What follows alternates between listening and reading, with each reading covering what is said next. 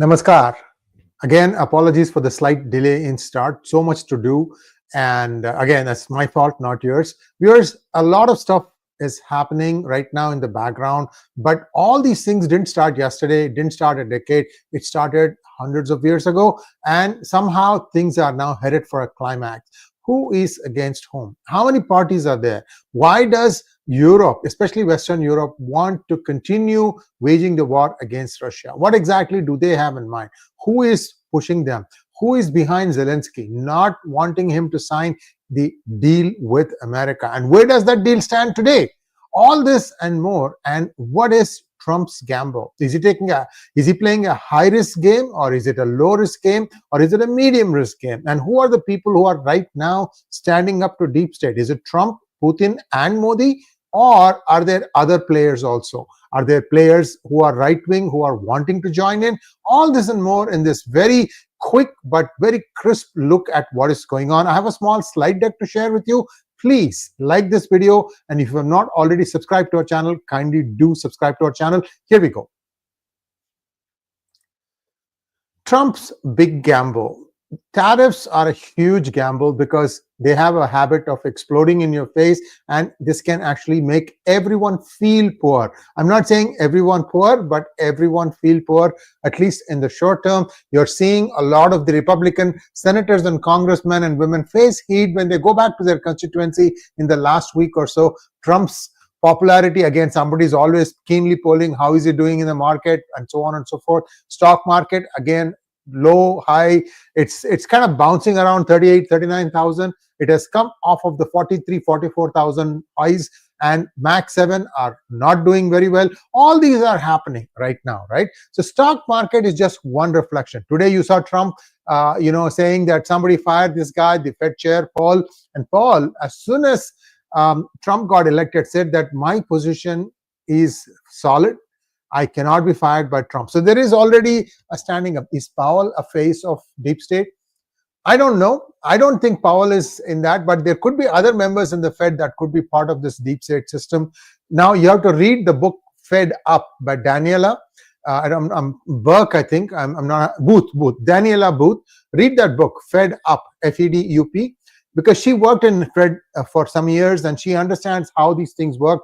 Mostly theoretical economicians, talking to each other and living in that bubble. That's what is Fed. So the practicality is almost always missing there. So whatever they do, they are doing some modeling, and they think that because of that, everything is going to play out. Is it playing out?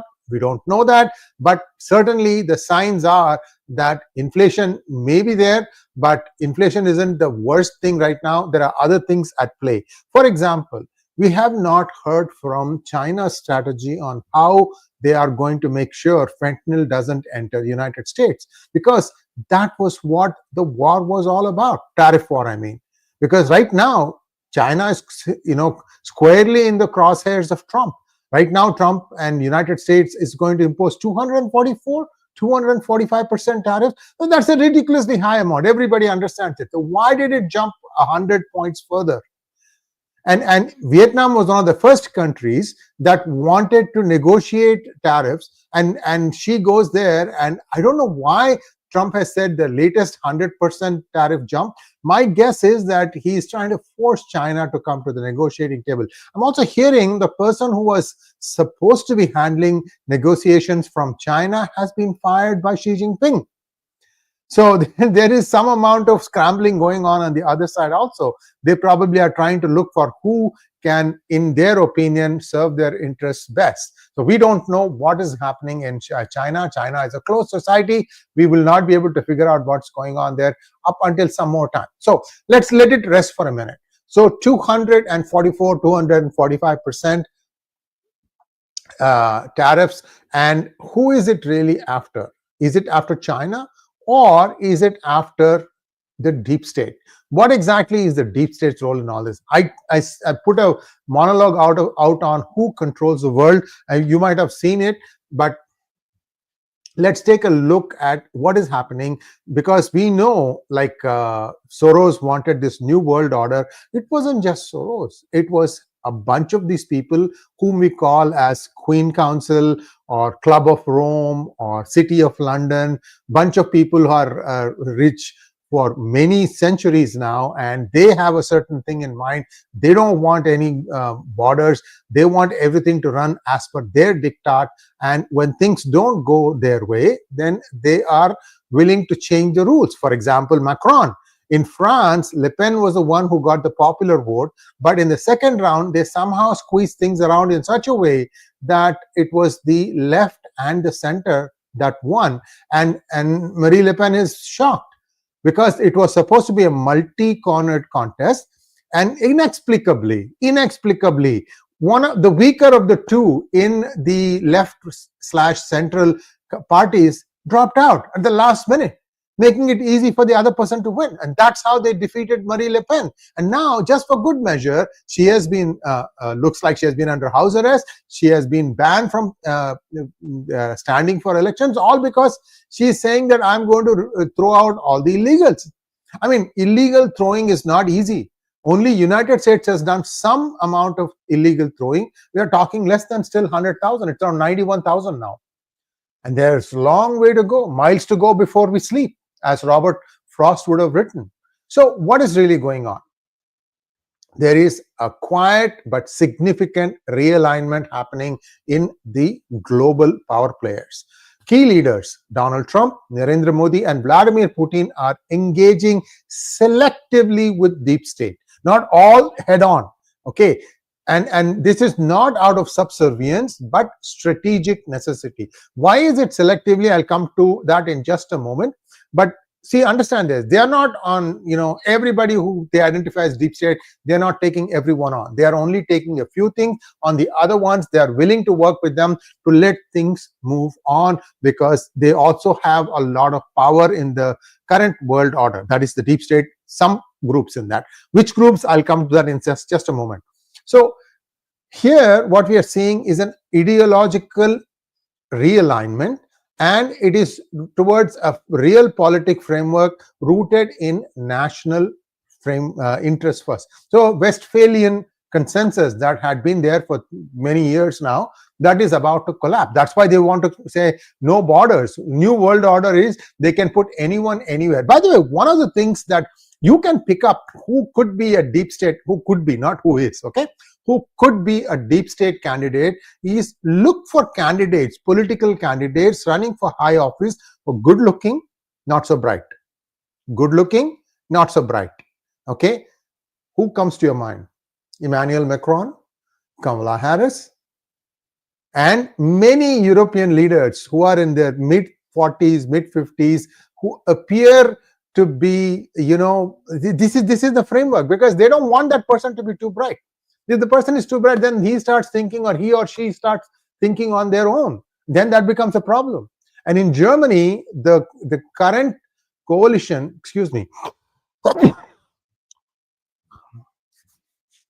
spring season, allergies. In Germany, AfD is at 25%. As a single party, it has polled the most amount of vote. And the other two are trying to keep it out of power. But the people don't like it. So does that mean that Germany will go to elections again? But what is going to prevent them from doing the same thing to AfD that they did to Marine Le Pen?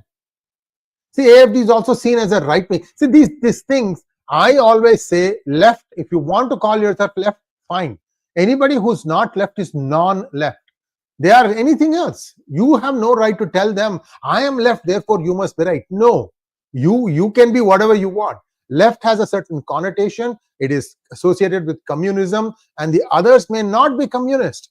But that doesn't mean that they are right, because right means immediately you're going to try, oh, this is extreme right, this is far right, this is that right, radical right, all sorts of stuff, nationalists. Then immediately start connecting a nationalist is a fascist, is a Hitler, blah, blah, blah. This is where they want to take this narrative. So don't get into it.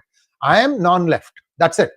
Okay, you can do whatever you want. You don't define me. I define myself, and I am non-left. That's how the parties, those who don't lean towards the left ideology should identify themselves, and don't go into this discussion where they try to somehow label you with something and then try to say, oh, you are this, therefore you are going to do this. That extrapolation that they always want to do. I'm telling you, all these countries, especially in the Western Europe, who have turned socialist in the last 30-40 years, they have really ruined themselves. They have wrecked their economies. They don't have any army worth. By the way, Poland might have more army, more members in the army than Germany, France, and England combined. I'm talking about United Kingdom, of course. That's how bad this is. And these people go and want to wage a war in Ukraine. Who are they sending there? Some people who have gone have already come back with body bags. They have identified, the Russians have identified them, and they are going to town on that. Of course, Ukrainians also have caught some Chinese and North Koreans. These people also are saying, okay, you are not alone. You are also taking help from everybody. By the way, another interesting thing I'm hearing, Pakistan is talking about sending 100,000 of its soldiers to, of all places, Belarus. Belarusia, that is the one that is the vassal state of Russia. Belarus, which is just between Russia and Ukraine on the northern border of Ukraine. So Pakistan will supply arms and ammunition to Ukraine. Then they'll go and fight alongside the Russians with Ukraine. Is that what is planned? That's what I'm hearing. I mean, we'll come to know more about. Pakistan is getting really desperate. They don't have money. They will find any avenue to make money. After all, these deals are done in smoky club rooms in London, and it's all generals and 1 or 2 levels below that. These guys are the ones taking all the money and then throwing all the soldiers to the wolves. We'll have to wait and see whether the army reneges at that point of time, because already army is incensed. At least 1/3 of the army is believed to be Pashtun, and they are incensed at the treatment meted out to Faiz Hamid. So this is the state of Pakistani army. I just thought I should let you know. So this real politic framework is being shaken up. Same thing with Mark Kramer. Who is that guy? Suddenly just gets helicoptered into the Canadian politics. Now, let's take a look at what is happening with Trump, because this is a slightly different outlook at what is happening. Modi has been playing, sort of middle. He said there is no, this is not a time for war. Yet he goes and says it in Putin's presence, and Putin hears it this in one ear and goes out the other way. Putin is aggressively trying to capture all land up to the Dnipro River. I've been telling this. I had a monologue also on that. So you know where Putin stands. He knows the ceasefire is coming. But before that, he wants to capture as much as he wants. Then he wants to use that population to grow Russian population, because Russia is not growing fast enough population-wise. I believe he has given a lot of incentives to Russians to have more children, but that's going to take 15-20 years before it bears fruit. Today, Russia is not doing too badly, even with sanctions, because they have a lot of natural resources. Okay, so Putin, we have kind of defined. And Modi, like I told you, they are engaging with deep state. For example, a member of the Rothschild family came and met with the Indian Commerce Minister. What was that about? I'm sure it was like, okay, you will do this, but you will not do this. And India might have said, okay, you don't do this. These are all the red lines. You don't cross them. Then we can make some deal. All I'm saying is some portions, especially some financial entities from the deep state, are perhaps wanting to break away from the rest of the deep state, who's more after power and other things, to try and say, okay, I'm going to work with these countries because otherwise I'm completely doomed. So there is a bit of a split in deep state also. Well, could Trump drive a wedge between those two to try and make that collapse go even faster? We'll wait and see. So what exactly is Trump doing? Trump is doing a lot of things that Biden era did not. For example, he is completely going onto a transactional basis. What is mutually rewarding? Something which is a win-win situation for every country that he's dealing with. So it's all bilateral. It's no longer global. It's bilateral, this country to that country, and so on and so forth. And also, emphasis is placed on sovereign control, even when accessing international capital and technology. You have to read a bunch of links and also watch videos. I'm going to provide all that right after the show is over. Do look in the description section under links to understand a little bit more depth of what we are presenting here. Now, the main thing here is emphasis is placed on sovereign control, meaning like the country concept comes back again. That's a complete 180-degree opposite phase from the deep state, which is right now in control. You know how they basically threw away the Romanian politician who actually won the election because it's not their candidate. That's how much power they have. And they have been ruining Ukraine for a long time, with connivance of United States. Of course, when the Republicans are in power, they don't play by the rules. Although I must say that in his first term, Trump did get blindsided by many people who ended up showing up as entities of the deep state.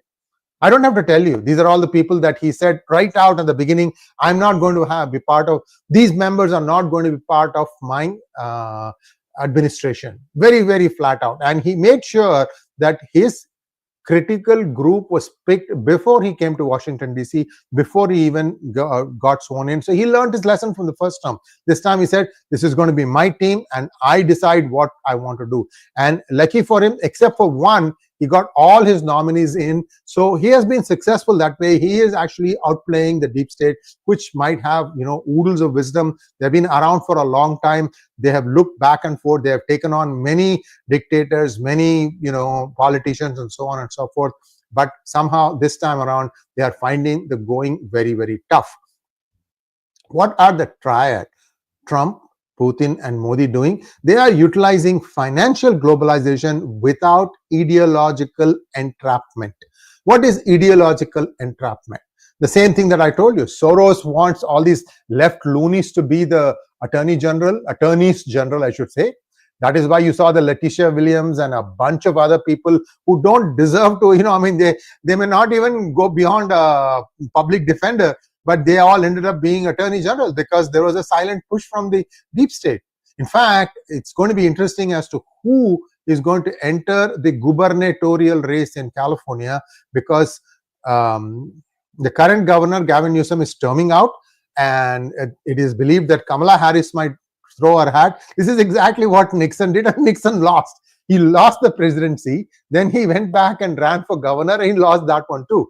So the history could repeat itself, because Kamala Harris would be going up against a lieutenant governor of California, who's a hand-picked successor by George Soros. I've alerted this to you a long time ago. Things are going to go worse in California. They essentially don't care a shit about what is going on with the industry here. They just want, I want more and more and more benefits. In fact, they are 40 billion in red. There's no way they can recollect that. I just keep getting letters. Your water bill is going up. Your sewer bill is going up. Electricity is already gone up. Insurance is already gone up.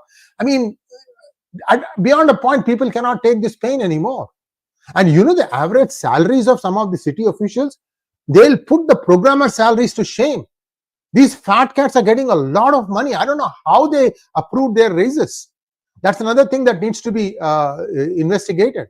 I'm not talking about bribes. I'm talking about actual take-home salary packages. Huge, huge salaries these days. Anyway, so the ideological entrapment, if they don't fall into it, that means that Modi might say, okay, I will let you invest in these sectors in India, but you keep your nose out of the Manipur problem or any border problem. You don't put your nose in through states like Tamil Nadu and Kerala, where there is left also in there. There's also liberal ideology. There's also church. All these are all going back to deep state. Everything is, you can connect it back to that original thing, because the Church of Vatican is also part of deep state. I mean, do you know that the Catholic church in India doesn't get to choose who leads the Catholic Church in India? It has to be appointed from Vatican. Why? Why are you still enslaved to Vatican? I mean, people have not asked them this logical question. Why is the Roman Catholic still enslaved to Vatican? Why don't you choose your own? Don't you have more people? In fact, I would say numerically, the number of Christians here, number of pastors here is probably more than any other country. Can't you decide who should be your boss? Can't you have your own elections? I'm not saying anybody else should interfere, but why are you not regulating yourself? You are a bloody rich organization with money coming out of your ears. Why can't you manage yourself? Why do you need to listen to Vatican? Because I hold the Marxists accountable for the same reason, that they have their boss being selected by China, by Beijing. Anyway, so the point I'm trying to make is this ideological entrapment is not being favored. They just want transactional stuff. Okay, you want to invest in this sector, fine, go ahead and do that. We will let you do it. Now, there's also the recognition by these three that there is a liquidity power of deep state, especially aligning with the investment firms. The investment firms are the ones who are sitting on trillions of dollars. Did I tell you that about $3 trillion of money is sitting waiting to invest in AI technologies? If somebody has a bright idea, you might be able to get funded easily today. And now don't ask me why am I not doing it. I'm not at a startup age now anymore, guys. I've had my fair share of run of startups. I'm done with that. I'm happy doing what I'm doing now, and that is my startup for me. PGurus is my latest startup, and I haven't done too badly. When I retire, they'll probably retire us with PGurus, and who knows? I mean, what I'm trying to say is that I'm just saying today, the entrepreneurs are, when you turn 30 to 35, around that age, you would have had about 5 to 6 years of experience in the industry. You kind of know how industry is moving. Then you say, okay, I'm done. I would like to do something on my own. I'm tired of working for this boss or that boss or this organization or that organization. I'd like to go out and try on my own. And that's when the startup idea clicks. 4 of you get together and brainstorm ideas, and something clicks, and then you say, okay, this is worth getting behind, and you are still holding on to your daytime job,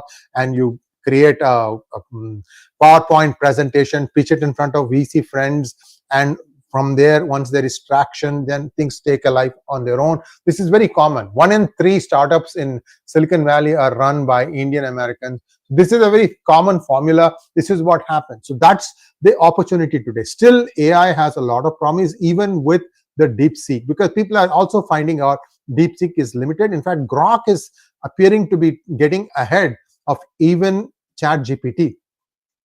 We do use AI in some of our products, and you know that. I mean, we have done some videos where we are still continuing to improve the quality of these videos. So stay tuned, because we want to try and be ahead of the game in terms of what we provide as content. Okay, so which are the institutions that would be needing money from deep state? For example, infrastructure funding or defense technology upgrades or resource acquisitions. For these things, the deep state money would come in very handy.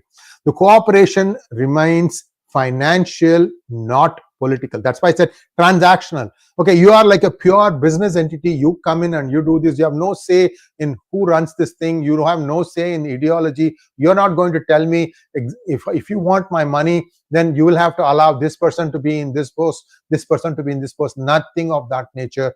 You are doing it as a purely transactional person. You're coming in, you're looking at a new opportunity, and just invest and be happy when you make some money. This appears to be the roadmap here. Now, this is a calculated approach to tap into global funding. Like I said, there's a lot of money that is just hanging around loose. And Europe is desperately trying to bring in digital currency, because they want to be able to control how that money gets used, and also be able to track funding in some ways. Like, for example, the digital currency will also help you check money laundering. That's one of the good things. The bad things about it is it could force you out of some places, saying that we are going to give you your salary, but you can only spend it on this, and not on this. That freedom of what you want to do with your salary might be taken away. That is the downside of a digital currency. And once something like that happens, that's bad news. So we all know why the deep state wants to continue the war, and it's mainly because it's on the hook for a lot of the money that's owed from a long time ago.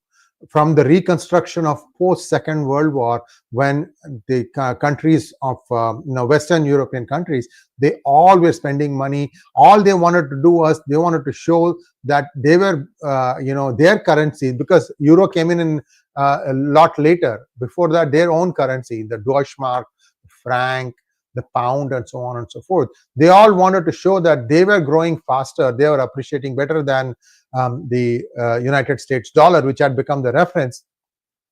And they did not see how much debt they had run up. As a matter of fact, it is believed that when countries were asked to sign on for a single currency, which is the euro, EURO, that at that time the Chancellor of Germany, Helmut Kohl, didn't even get its cabinet's approval. He just signed it as an executive order because it is believed that the German cabinet would not have approved. Because even today, Germany is still the strongest economy in the Western Europe. And if Germany walks out of euro, then it's game over. France may just, thump its chest and say, oh, no, we are still here, we'll take care of it. But right now, euro is the one that is under the most amount of pressure, and they have no clue how deep the debts are in many of these countries. You saw the crisis that Italy went through, that Greece went through 10, 15 years ago. Nothing has been addressed. They just kick the can down the road. That's it. And this is all the things that surface. We don't know what other debts are there, especially in France and many Western European countries, including England.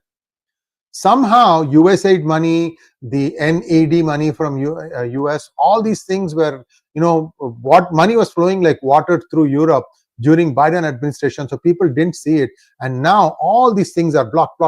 Everything has been cut off. Now you are seeing them screaming. And also divisions are beginning to emerge. China is now, yelling and screaming at UK, and UK doesn't know what to do. They were one of the chest thumpers saying that we are going to send 30,000 troops to Ukraine to fight. Not one has gone yet, but they've been talking about it. And the total strength is 70,000. Will they send half of their army? I don't think so. It's just verbal diarrhea from Keir Starmer. And he's busy implementing a two-tier law system, hence getting the name two-tier Keir. Now, what is Trump planning to do? Trump is supposedly or allegedly working on a measured way to devalue the dollar, and also to try and peg it away from being a fiat currency, but peg it to gold. And this is something that is still in discussion, because I think recently they found out that in Fort Knox, out of the 8,134 metric tons, 400 tons is not accounted for. Look, this is still at the scratch level. They'll have to really go and find out. I think Trump will not put the dollar on the gold standard for another year or so.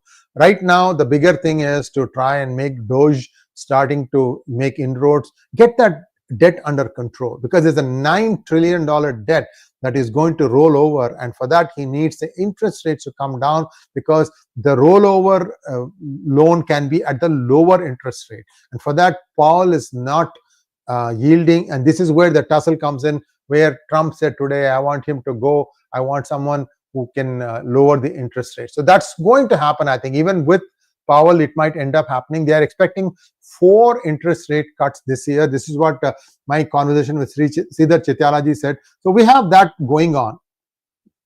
Now, if the dollar decreases in value and it also pegs its value against gold, then it might become a more viable alternative versus the BRICS currency that China is planning. It's mainly China that's planning. Russia was just looking there, and India definitely said that we are not part of that currency. So this is where things stand.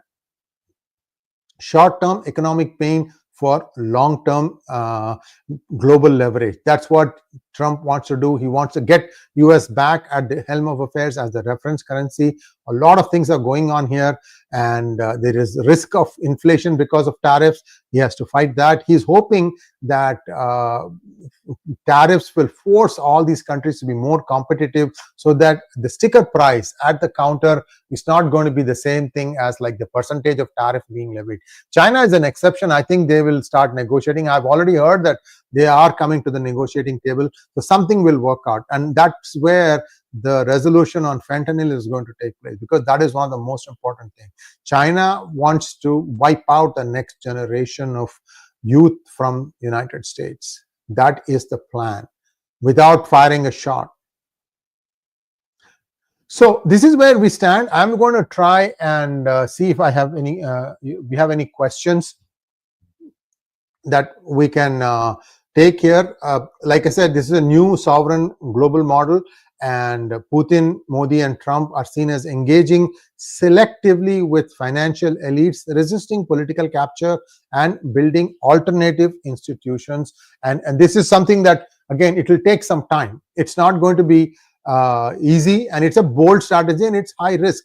But if Trump even pulls off half of it, it could redefine America's global financial positioning, undermine entrenched fiat control structures, and empower a new multipolar, pragmatic world order. What is the success going to depend on? It depends on managing inflation domestically, avoiding internal sabotage from embedded interests. Did you know that one senator, a Democratic senator, wanted to fly down to El Salvador to meet with this one guy who was supposed to be MS-13, that El Salvador was refusing to deport? They were trying to make a big issue out of it, that this guy is not an MS-3 member, but he is a family man, that Trump administration made a huge mistake. Today, if you read 80 to 90% of the media, even social media, a lot of untruths are being published, viewers. So the Trump administration is fighting back. Listen to the same voices of Scott Bessent or Lutnick, or even many other people. People are also coming on to give interviews. These are longish interviews where they lay out the plan. What is the vision? What does Trump want to do? Like, for example, Lutnick in one of his recent interviews said that if Trump can figure out all the savings from Doge and bring the Social Security expenses under control, that he might be able to have no income tax, zero personal income tax for all those people making less than $150,000 a year in the United States. If that happens, that could be a huge boon. It could be a huge boon. And also, I'm hearing that about 1 million people want to make use of the $5 million entry, the what called gold card, I think, gold card, and that directly goes into 5 trillion. If that materializes, if all of them come, that's 5 trillion. $5 trillion from the $36 trillion deficit is a big number. That's a big number. And these are people who are probably, sitting in UK and Western Europe, a little bit nervous about how things are going. And see, what we know, we are doing it based on what we are hearing from various sources and doing our own homework and getting references and things like that. Those of the rich in Western Europe who deal with these numbers day in and day out, they know what is going on. For example, there is a flight of gold from London and Switzerland into New York. Why? Because they think that war is in the air. This is exactly what happened when the Second World War started. All the gold ended up being in New York. So a lot of interesting things going on. Internal sabotage is something that Trump needs to watch out for, and I think he is doing a good job of that, and we'll have to wait and see how this plays out. Thanks for watching. This was a longish monologue here. I'm just going to line up all the questions now. Just give me a minute.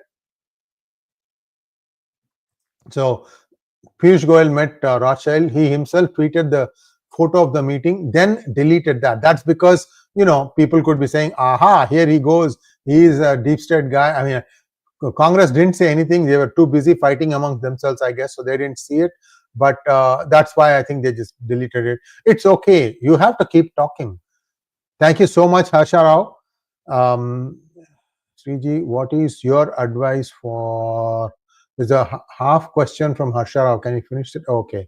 You got a full question here. Just give me 1 second, guys. I'm just looking up all the things. Ask for these 3. All right. Here I have lined up all the questions, and I'm not going to take any more questions. Let me go through the questions here. Pawan Kishore wants to know, is deep state always left on political spectrum? No, deep state is for deep state, and they do different things in different places. It's just look, these are people who have had money. They've grown up in riches, and I'm told Princess Anne, and I don't know which princess. See, Elizabeth's sister is also Anne, and Charles's sister also is Anne. I don't know which one of those two. That's one of the persons who sits in this big crown council deciding the fate of where the investment should go, and so on and so forth. Watch The Crown. It's a very interesting series. Why I want you to watch it is because Netflix has done a lot of research to make sure that what is portrayed in the crown is authentic, including one royal king who went and met with Hitler and even took a military guard. Can you believe that? March past. So just watch the crown. It's just amazing stuff that comes across there. So you will know a lot of things, because they come up to, I think, 10 years ago or something like that. But at least you know how these things evolved over a period of time. Harsha Rao, Sree, what can be done about Supreme Court diluting Waqf Act? Should Modi ji have passed Waqf Act when they had 2/3 majority in the parliament? Thanks for taking the question. Harsha, see, it's now spilt milk. What has happened has happened. They are going to go through this Waqf thing. If no non-Muslim is allowed, they can always apply this and throw out some other elements in Hindu institutions where the non-Hindus are being allowed. So it's okay. I would take something, and because this time, surprisingly, the day after the bill passed, action started happening in states. That's what really has got their goat. They thought, oh no, the rules will be framed another 4 years, like the way it happened in CAA. Here it has happened within 24 hours. Everything started cracking down. That's why they are shit scared. Sorry for using French. Harsha Rao again, what is your advice for NRIs with green card facing increased scrutiny at ports and airports? They travel safe nowadays. I think the scrutiny is only if you happen to stay for around 6-month interval. If you are going for longish periods of time to India, you may want to think about that and go less. I mean, I'll tell you another thing. Before I got my OCI card, I used to travel 2 or 3 times to India on visitor's visa. And there are 2 types of visitors visas. One, you apply for a visitor's visa, like 5-year multi entry, and the other one was e-visa, where you get the approval online, and then you print it out and you go to a special window where you are given visa stamped, your visa stamped in passport. So one time they rejected that for me. I said, what going on? Then the person that I knew in the consulate explained, look, if you do it within a short amount of time, India will not take it. You'll have to go through the normal process. So I went through the normal process. I got a multi-year visa. Then what I did was, while that was still going on, I applied for and got an OCI. Now I have no control, no restrictions. I can go any number of times to India, stay for any amount of time, no such restrictions. I can do many things that an Indian citizen can do, barring a few. So like that, if you are going to be a green card holder, make sure that you spend 5 years, become a US citizen. Because once you become a US citizen and then you return to India, you will get your pension there, you will get everything that you can enjoy here, there, and you can also come back and forth any number of times, no questions asked. Citizens are not subjected to the 6-month limit that I told you for the green card holders. I hope that this advice helps you. Aditya Raghunathan wants to know, 𝗪𝗲𝗏 𝗔𝗔, thank you. Please do a show with Dr. Swami on Indian politics. I will try. VS asked for these 3. Is the deep state or jihad a bigger threat, or are they too enmeshed? No, I think deep state is using these people as a means to control government and people.